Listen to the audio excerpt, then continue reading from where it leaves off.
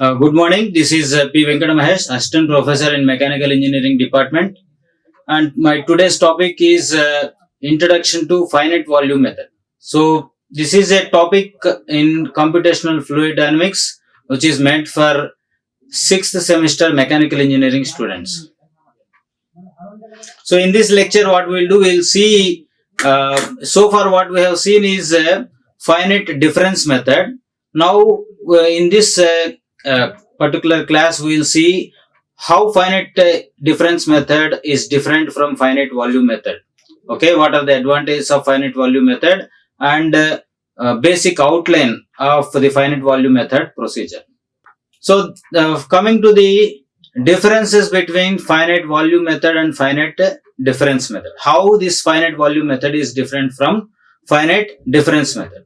As you all know, the governing equations of CFD can be expressed either in differential form or integral form.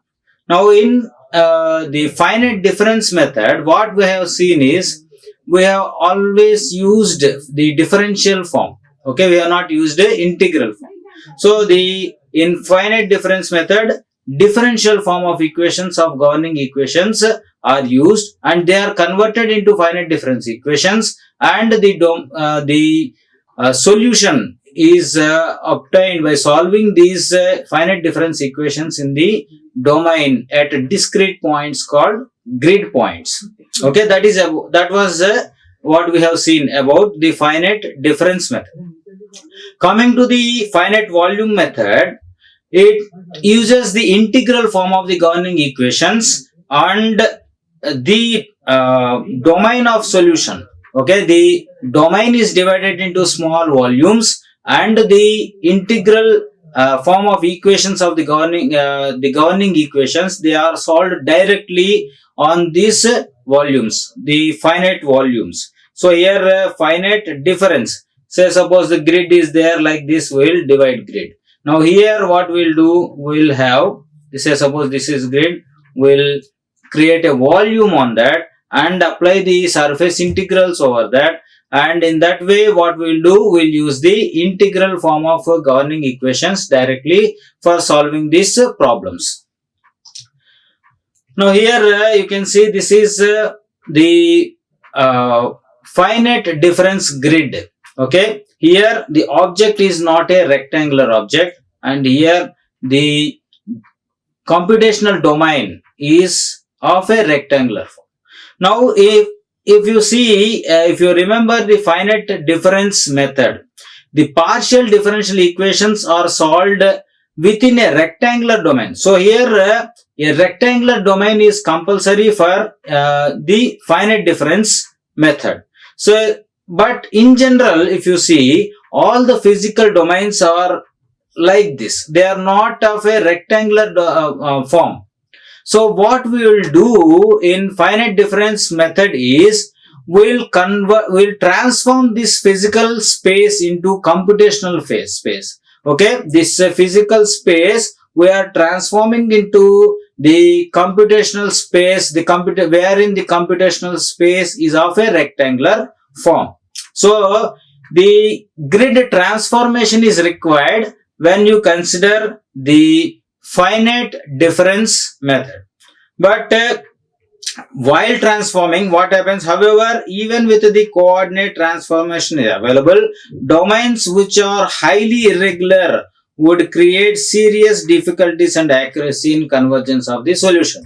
So here, even though we are able to transform these grids into the rectangular form using some transformation techniques, in spite of doing that, the complexity of this geometry sometimes will lead the inaccuracy and problems of convergence in the solution. So that is one disadvantage, or rather you can say that is one difficulty in finite difference method application.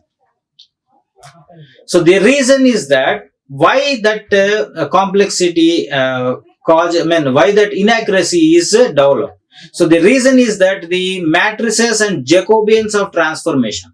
So the matrices, the Jacobians of transformation and the corresponding gradients which are used in the governing equations may include numerical discontinuities in grid system is not relatively smooth.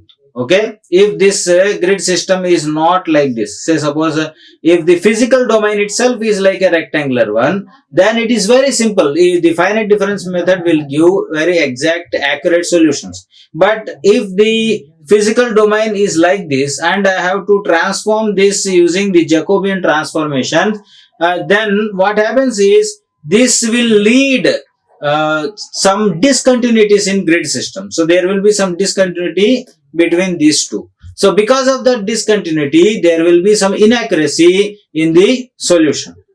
So to overcome this difficulty, which is encountered when complicated domain is involved, one incorporates the use of zonal or grid system. So what okay, we are using finite difference method and we have this difficulty of discontinuity in the grid system. So what we will do? So what we will do is we will divide this grid into parts called zones or block. Okay, we divide the grid system into the different zones or different blocks. So that is called the zonal method. Okay, so by using that we can reduce the inaccuracy, but our effort is going to be increased. So okay, that is one difficulty in finite difference method. Now if you see the zonal grid system, so the diagram is the figure here is showing the zonal grid system. Here one zone is there and this is divided into another zone. So the zonal grid system discretizes the physical domain into several overlapped subdomains and subsequently solves the finite difference equations on the domains. So here what is happening here? We are dividing the entire system, entire physical domain into zones. This is one zone, this is another zone, and how they are zone? They are not away from each other. They are getting overlapped here. This is the overlap region. Okay, so these grids, so that there is a connectivity from this grid to this grid. Okay, there is a connectivity between this zone to this zone. So in order to have that connectivity, what we'll do, we'll overlap. Okay, and these overlap regions serves as the interface between these two domains, subdomains. Okay, we have divided this one as one zone 1 and zone 2. So the boundary conditions or the solution have to transfer from one zone to another zone. So for this transformation to happen, this overlap zone or overlap region is, it acts as the interface between these two subdomains. So that is the one way we can solve the complicated physical domains using the finite difference method. Now the solution of one subdomain is communicated with the other subdomains through the overlap regions and the boundary conditions of other subdomains. So here, say suppose here boundary condition is there. So the boundary condition is there, and using this boundary condition we will solve in this zone. And from this zone, whatever information is there, it is transferred to this zone via this overlap region. And from there, what we will do, we'll solve this the grid in this zone 2. So this is called the zonal grid discretization system or the blocking system. Okay, there are different blocks. These physical domain is divided into different blocks, and such that this block can be this block can have a finer grid and this block can have a coarser grid. So in that way, what we'll do, we'll do zonal discretization of complex domains for using the finite difference method.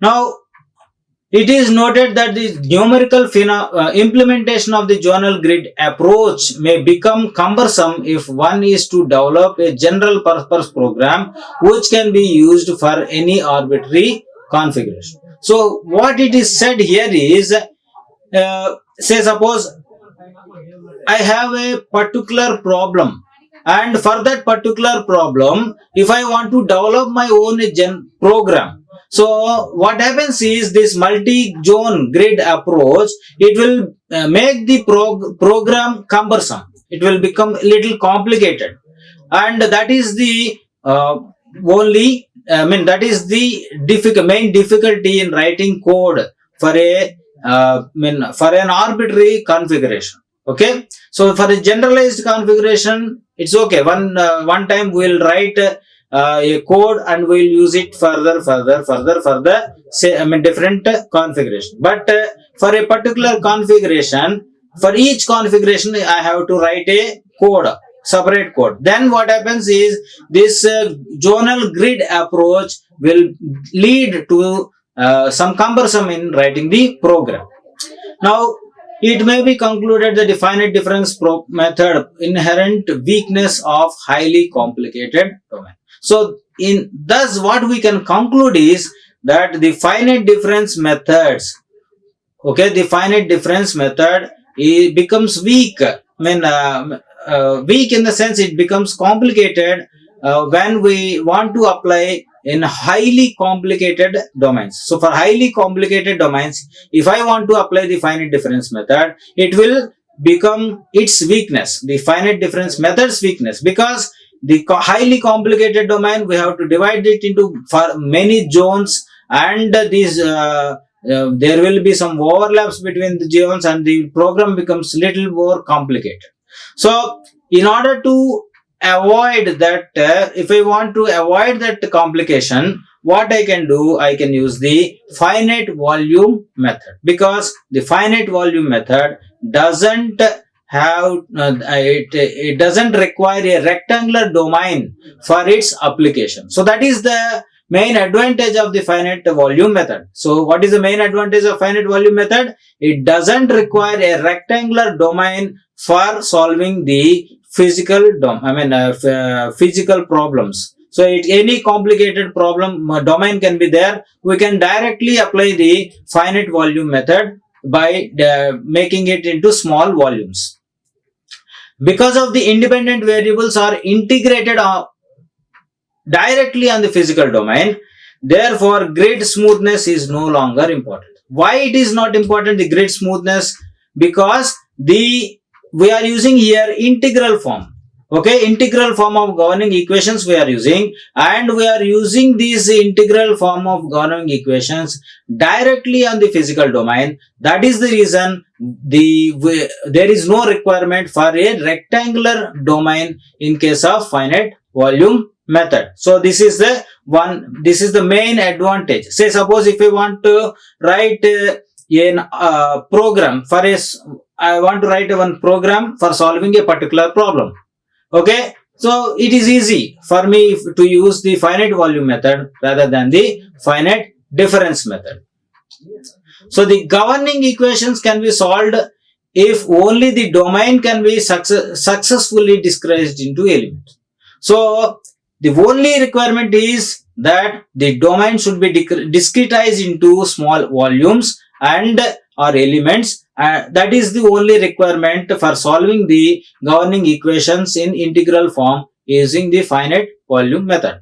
So the geometrical difficulty is now the concern of the grid generation routine and not the finite volume solver. So who is taking the burden now?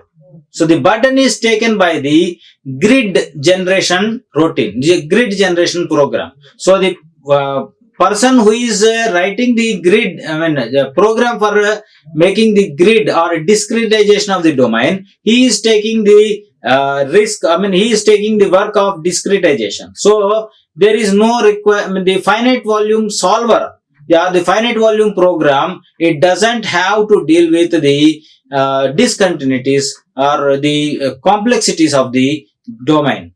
Okay, so the finite volume schemes do not require a structured grid. So that is what I am saying. The rectangular grid means it is a structured grid. So in finite difference schemes, unstructured grids are required, and in finite volume schemes, there is no requirement of structured grids. So most applications we use unstructured grids only. Okay, so it is important to emphasize that since the integral equations are applied directly on the physical domain, the coordinate transformation is no longer required. So we are directly applying the integral forms of the governing equations on the physical domain. So unlike this the finite difference method that we have seen, we don't have to change the coordinate system. Say suppose this is eta j system, and the physical domain is in xy system. Okay, so the physical domain is to be converted into eta j if I want to use the finite difference system, finite difference approach. But if I am using the finite volume approach, I don't have to convert into eta zeta. Directly I can use it in xy coordinate system. So there is no transformation required, grid transformations required in finite volume scheme.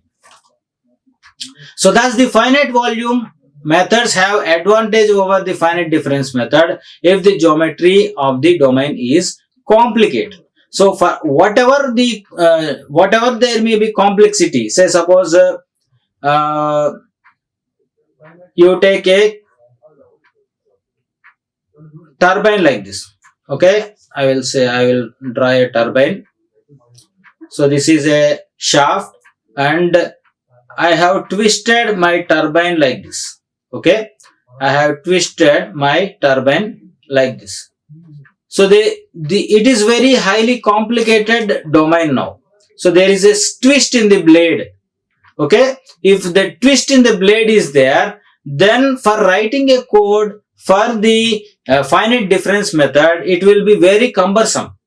But if I use the finite volume method, what happens is it becomes very simple, because I don't have to divide, make it a rectangular one. Directly I can use the finite volume method on this domain. So that is the main advantage of the finite volume method, or it is the flexibility that it is offering for the programmers to write a program on finite volume scheme. Using finite volume scheme for solving the problems. However, it should be noted that if domain can be discretized into smooth structure gates, finite difference method is a better choice over the finite volume method. Say suppose I want to solve flow over a flat plate. Okay, flow over a flat plate I want to solve. So the domain is like this. So if the domain is like this, means directly I can easily divide this into a rectangular domain. Okay, so in this case, what people prefer is the finite difference method rather than the finite volume method.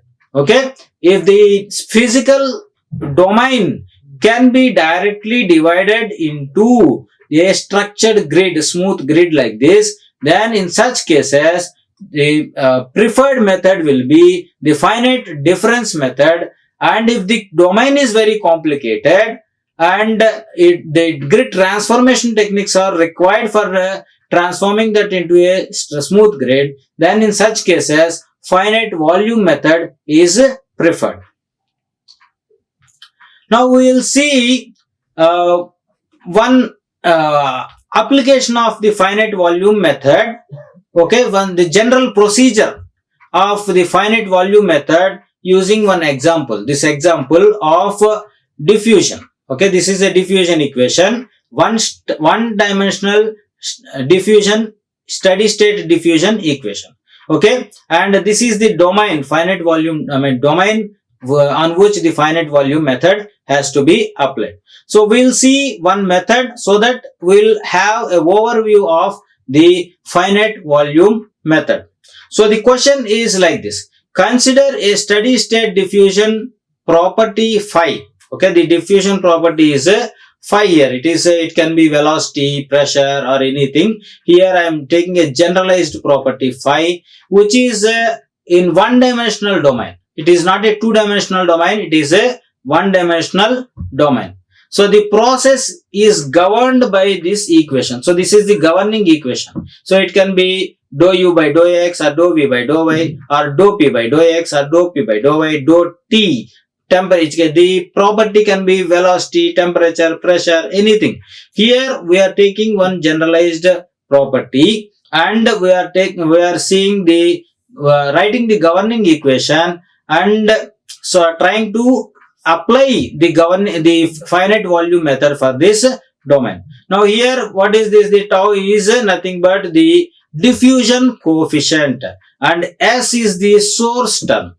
So S is the source term, tau is the diffusion coefficient, and the boundary values of phi, this property we need to give some boundary conditions, and the boundary conditions are specified at A and B.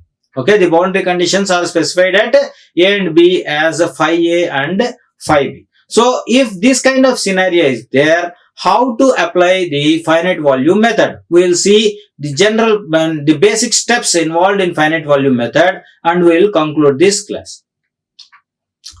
So in any finite volume method or finite difference method, the first step is the grid generation. So the first step, so here also the infinite volume method, the first step is the grid generation, or in other words, the discretization of the domain, or dividing the domain into control volumes. In if you see in finite difference method, we divide it into elements, but here what we are doing, we are dividing into control volumes. So this is the control volume. This is called the control volume. So small volumes we are dividing. Okay. So how we are saying it is a one dimensional. How to divide it into a volume? So place a number of node points in space between A and B. So we have a big line A to B. So in that I have taken a small portion, and in that small portion I am writing nodes W, P, E like that. So these are the nodes. Okay, number I have taken many node points, but here I am taking I have zoomed into between 3 grid points. The boundaries or faces of control volume are positioned midway between adjacent nodes. So this is the node and this is the node. So in between this node, what I am doing, I am positioning the control volume. So in the middle of this, there is the control volume ends, and between these two nodes, here the control volume starts. So in between two adjacent nodes, the control volume is positioned. Thus, each node is surrounded by a control volume or cell. So between these two nodes, the control volume ends here. Between these two nodes, the control volume starts here. So this control volume is enclosing this one node P. Okay. So in this way, I have to discretize the entire domain. Say suppose here another grid is there. So here E is there. Say suppose F is there here.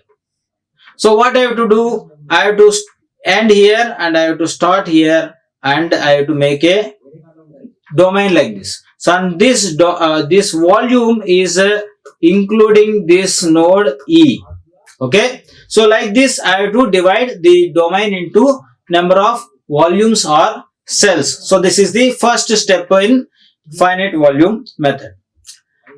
Now the setup of the setup control volumes near the edge of the domain such a way that the physical boundaries coincide with the control volume boundaries. So if I am seeing the end of the, say suppose this is A here. Okay, and here how to do? Here I have to make a volume like this such that the physical boundary coincides with the control volume boundary. So here the control volume boundary is there, and this is the physical volume boundary. So they are getting coincide. So if I am dividing the at the end, so at the end, the control volume boundary and the physical volume boundary, the physical boundary should coincide. That is the one we should be careful while discretizing the domain at the boundaries. At the end only, we have to see that the physical boundaries and the control volume boundary coincide with each other.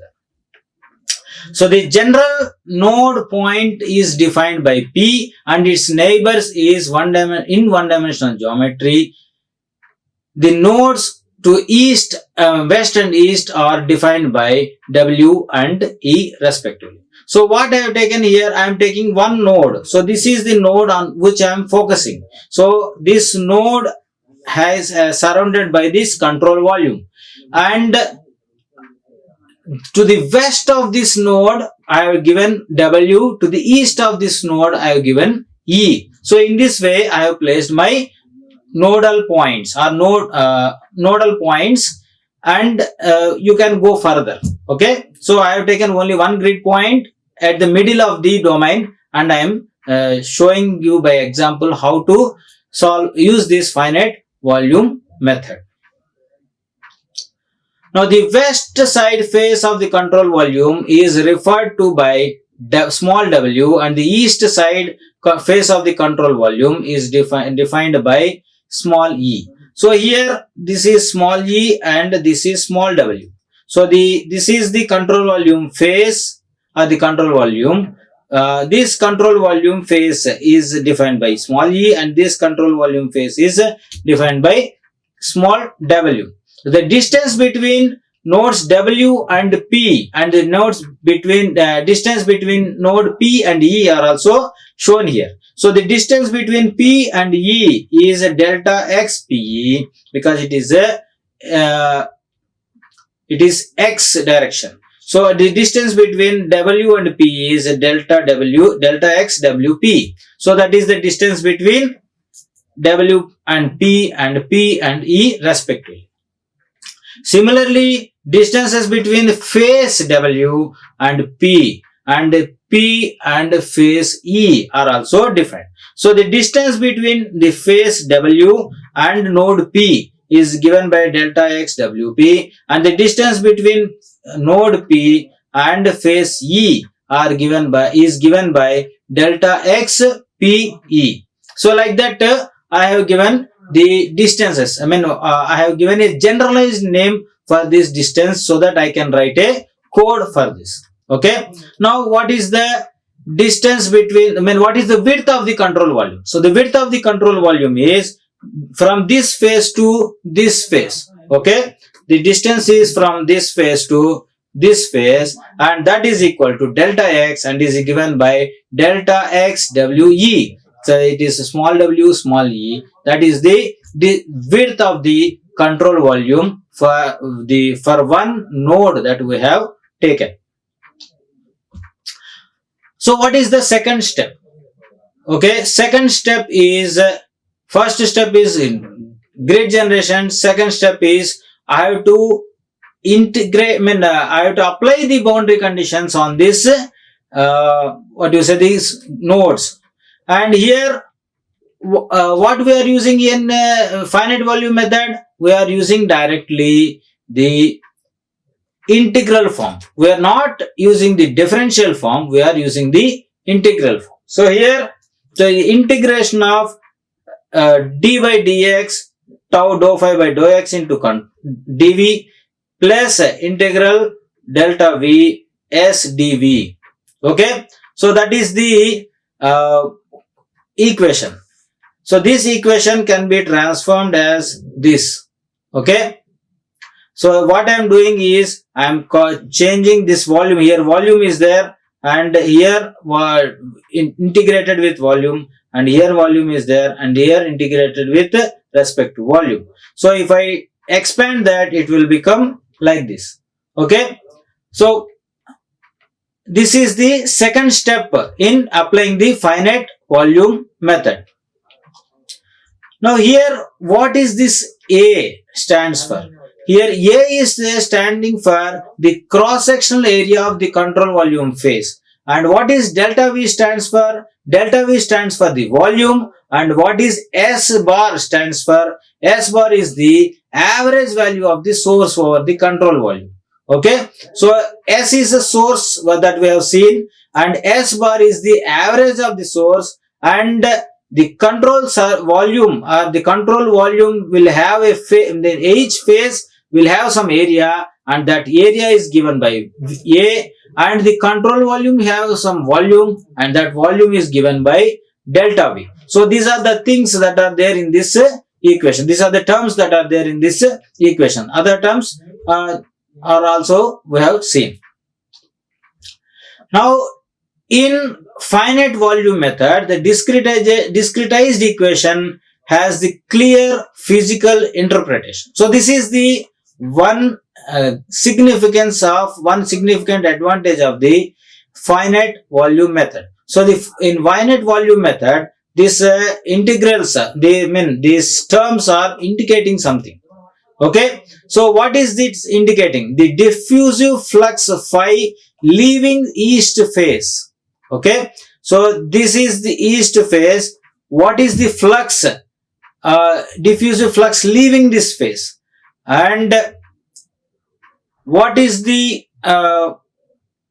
west phase? Entering the west phase. So here it is entering the west phase, and here it is leaving the east phase. So this is leaving the east phase minus entering the west phase, and it contributes the balance equation for phi over the control volume.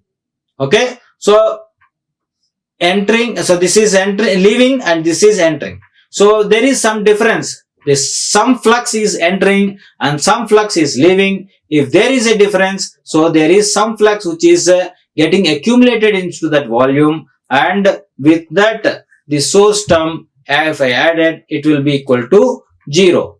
So in this way, this equation is giving direct interpretation of what is happening, physical interpretation of what is happening to the control volume. Okay, so flux leaving and flux entering each phase, and the balance of the control volume. So what we have to do now, to calculate the gradients, okay, at the control volume phases, approximate distribution of property should between nodal points is used.